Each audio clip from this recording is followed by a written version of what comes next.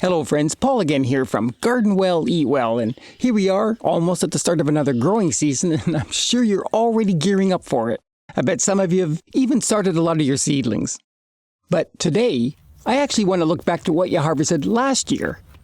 If you've been storing your squash that you picked in the fall, I want to show you some tips you can use to extend their shelf life and make sure they still stay edible for months. After all, you went through so much trouble growing them, you want to make sure that they last as long as possible. Now, the ones I'm talking about are the winter squashes like spaghetti, Hubbard, and butternut. Even pumpkin falls into this category. What makes these winter squashes is that you pick them after they fully matured on the vine, and once you let them cure properly, they develop a hard, thick skin which seals and protects them. And that's what allows them to be stored for a long period.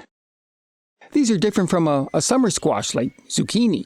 Those are always eaten when they're young and immature. Their skins are thin and tender, and after you pick them, they need to be used within a week or two. They never really store well beyond that.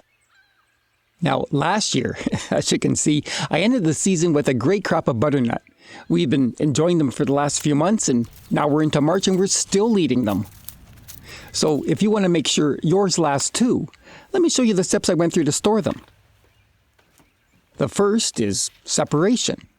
Once they're fully cured, you want to arrange them so they aren't touching at all. And to keep them like that, I loosely pack them with newspaper. Crumple it up, and I start by laying down a thick bed. It helps to protect them, but it's perfect for absorbing any fluids that might leak.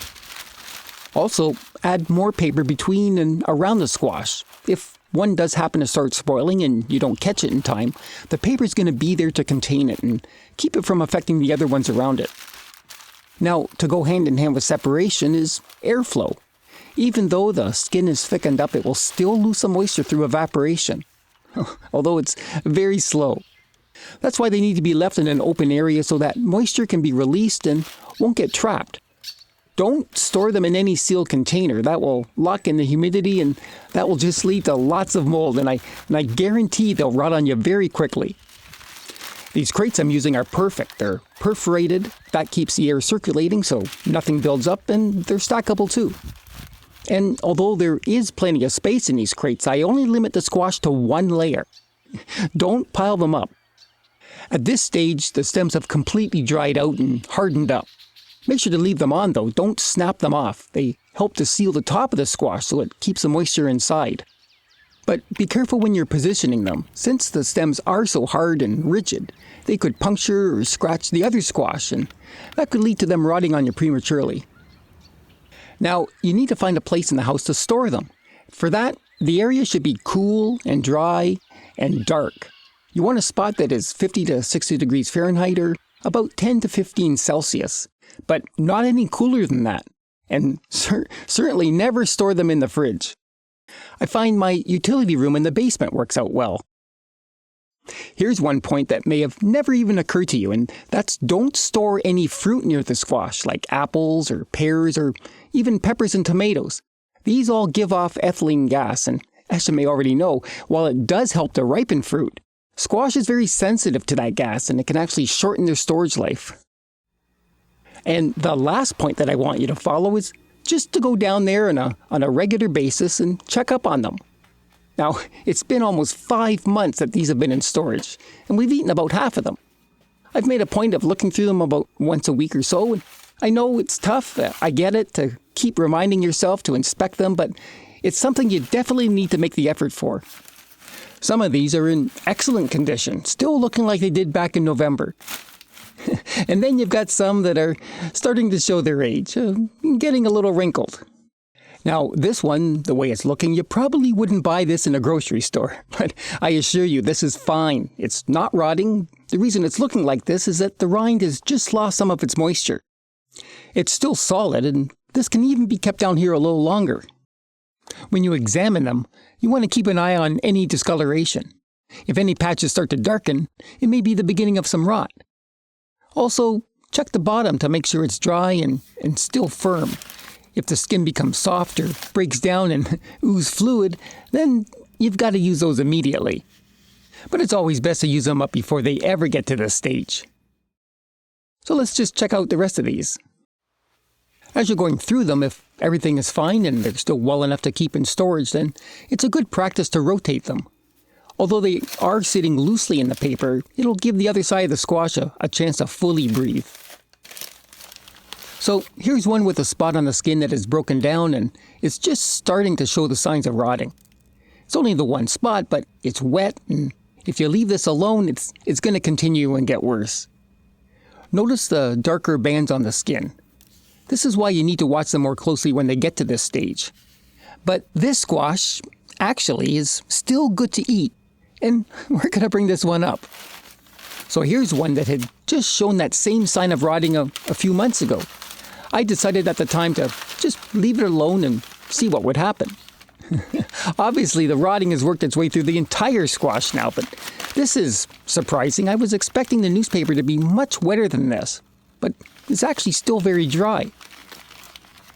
The rotting process is pretty slow, and most of the moisture just tends to evaporate, and that's why these open crates are great for that. The paper, though, has also worked well and kept the other squash safe. This is still mushy inside and is still rotting away, and had this been in contact with another squash, then that moisture and the bacteria would break through the skin of the next one, and in time, that could affect your whole harvest. But I have one last use for this, and that's to put it in the compost. Now this one, it's got a few things going on here. There's a large discolored patch with a spot that had been weeping a bit. It looks like it didn't progress any further and even healed itself, because this is all dry now. But it's also got some pretty deep wrinkles. We're going to take this one and try cooking it up too. The rest, I'll just leave here to keep sitting, because some of them will definitely last a few more months. I should mention that all these tips I'm going through are not just for what you've grown in your garden, but you can treat the squash you get from the grocery store in this same way. Those you buy should already be cured and ready for storage. Now, I know I've mentioned curing a few times already in this video. Again, it's the process to harden up the skin so it can be kept without spoiling. It seals the squash and locks the moisture inside, but if you're finding that your squash isn't lasting too long, it could be that it just didn't get cured completely.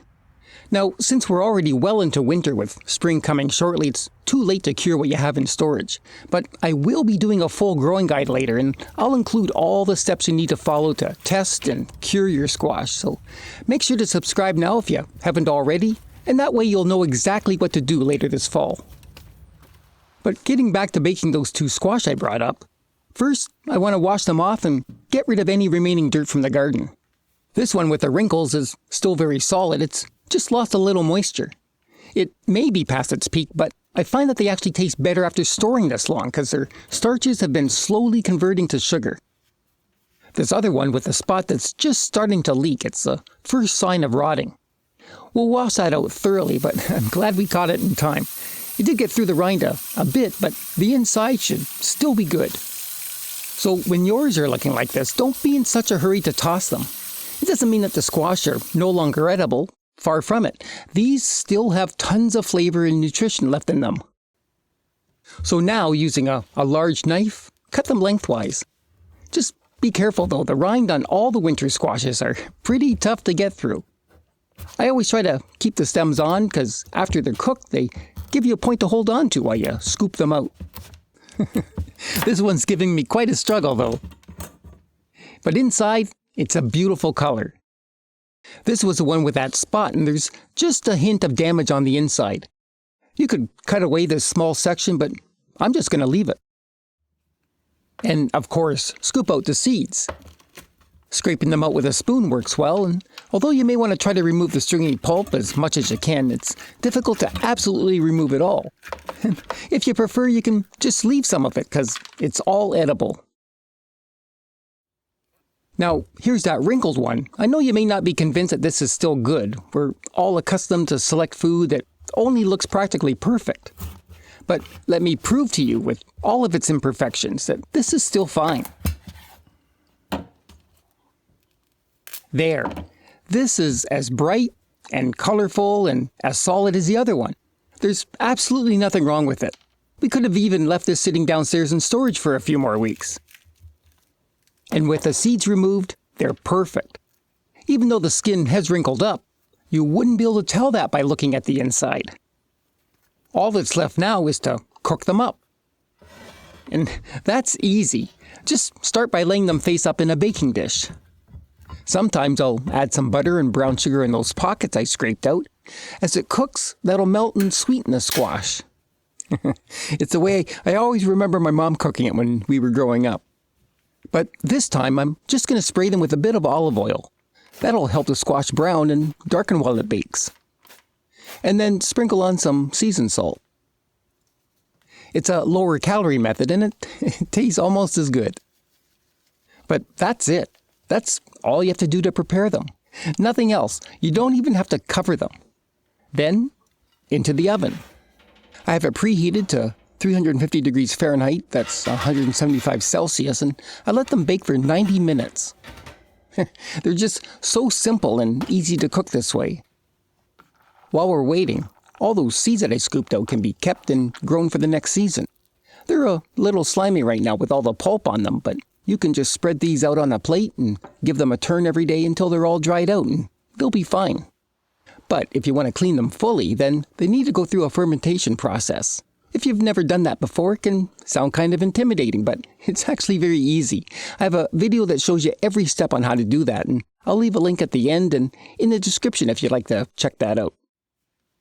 So it's been an hour and a half, and these are looking pretty good. Such a beautiful color. And not only do they look fantastic, but they've got great nutrition too. Each half is a good source of potassium, magnesium, fiber, and calcium. You even get half your day's requirement for vitamin C. You'll know when they're done by simply testing them with a fork. When you can push it into the squash and there's no resistance, they're ready to eat. Scraping the flesh out is easy using a tablespoon, after it's cooled down a bit. I like butternut and spaghetti squash the best for baking this way because I find they always separate well from the skin. Other squash, like acorn, I've always had trouble with. The skin seems to be a little thinner on those, and I've always gotten pieces of it tearing off and getting mixed with it when you scoop it out. A little bit of a nuisance. That's why I tend to grow more of the butternut, spaghetti, and Hubbards. Yeah, Hubbard squashes are good too. Their skins usually stay intact and don't tear apart too much after they're cooked. Let me know in the comments which winter squash that you found to be the tastiest and most trouble-free. But these certainly turned out well, and there's lots more downstairs. So even when it comes time to get your seedlings started for the new year, it's always a good feeling to know that you're being self-sufficient and can still be enjoying the food that you grew last season. Thanks for watching and choosing my channel, and see you soon here on Garden Well, Eat Well.